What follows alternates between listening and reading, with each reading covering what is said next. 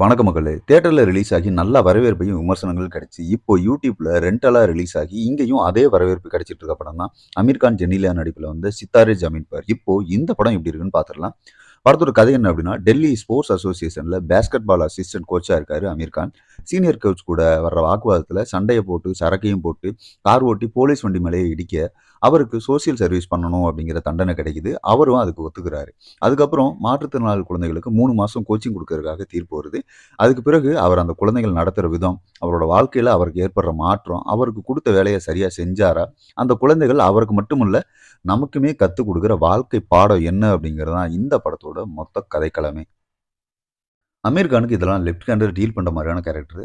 ரொம்ப எதார்த்தமா ரசிக்கிற மாரியும், காமெடி கலந்தும் நடிச்சிருக்காருன்னே சொல்லலாம். அதுவும் அவரோட ஹைட்ட வச்சு கலாய்க்கிறப்போ, அத ரொம்ப ஸ்போர்ட்டிவா எடுத்து நடிச்சதுக்கே பாராட்டலாம். கிளைமேக்ஸ்ல அவரோட நடிப்பு ரொம்ப கொஞ்சம் உருகுற மாரி இருந்தது. ரொம்ப எதார்த்தமாவுமே இருந்ததுன்னு சொல்லலாம். ஜெனிலியா இந்த படத்துல ஒரு சர்ப்ரைஸ் பேக்கேஜ்ன்னு தான் சொல்லணும். அவங்க கேரக்டர அவங்கள மாரியே அவ்வளோ அழகாவே எழுதியிருக்காங்க. தொடர்ந்து இது மாரியே அவங்க கேரக்டர் பண்ணாங்க அப்டின்னா நல்லாருக்கும். அப்படியே தமிழ் பக்கம் வந்தாங்க அப்டின்னா, இன்னமும் நல்லா இருக்குன்னே சொல்லலாம். அந்த மாற்றுத்திறனாளி குழந்தைகள் எல்லாருமே அவ்வளோ அற்புதமா நடிச்சிருக்காங்க.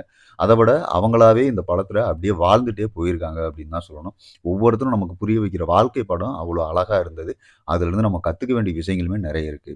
பேக்ரவுண்ட் மியூசிக் செம்ம அழகா இருக்கு. படத்தோட உணர்வுகள ஈஸியா நம்ம கடத்துறதுக்கு முக்கிய பங்கு வகிக்கிறது அந்த பேக்ரவுண்ட் மியூசிக்னே சொல்லலாம். படத்துல வர பாட்டுமே நமக்கு லாங்குவேஜே புரியல அப்படின்னாலும், அந்த பாட்டு கேட்கறதுக்கு ரொம்ப அழகா இருந்தது.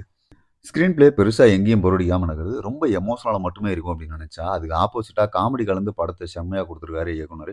இயக்குனர் வேற யாருமே இல்ல. தமிழ்ல கல்யாண சமையல் சாதமும் ஒரு நல்ல படத்த குடுத்த ஆளு தான்.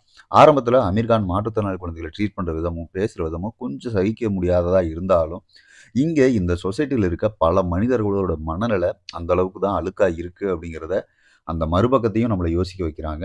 அத தாண்டி இவங்க அந்த உலகத்த காட்டுன விதமும், அந்த குழந்தைங்க அந்த உலகத்த பார்க்குற விதமுமே ரொம்ப அழகா இருந்தது. அத கொஞ்சம் அழுத்தமா காட்டுனது அத விட நல்லா இருந்தது.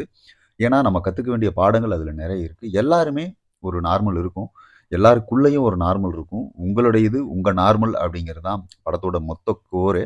அத காமெடி கலந்து நம்மள உணர வச்சிருக்கு படம். பேஸ்கெட் பால் மேட்ச்ச பத்தின காட்சிகள் வந்து எதிர்பார்த்த மாரியே நகர்ந்தாலும், அத கிளைமாக்ஸ்ல ஒரு சீன வச்சு ஒரு பாசிட்டிவ் மைண்ட் செட் குடுத்து முடிச்சது தான் ரொம்ப அருமையா இருந்தது. குறிப்பா அந்த கிளைமேக்ஸு எனக்கு ரொம்ப எதிர்பார்க்காத மாரியும், ரொம்ப மீனிங்ஃபுல்லாவே இருந்ததாவே தோணுச்சு. படத்தோட நீளத்த தாண்டி எனக்கு எந்த குறையும் பெருசா தெரியல. குடும்பத்தோட உட்காந்து ஜாலியா, அதுவுமே எல்லாருக்குமே புடிக்கிற மாரியான ஒரு படம் பார்க்கணும். எல்லாருமே சிரிக்கிற மாரி ஒரு படம் பார்க்கணும். நம்ம மனசுக்கு ஒரு ஃபீல் குட் ஃபீலிங்க குடுக்கணும் அப்படின்னு நெனச்சீங்கன்னா, நீங்க தாராளமா இந்த படத்த பார்க்கலாம் மக்களே. அடுத்து ஒரு விமர்சனம் சந்திப்போம். நன்றி.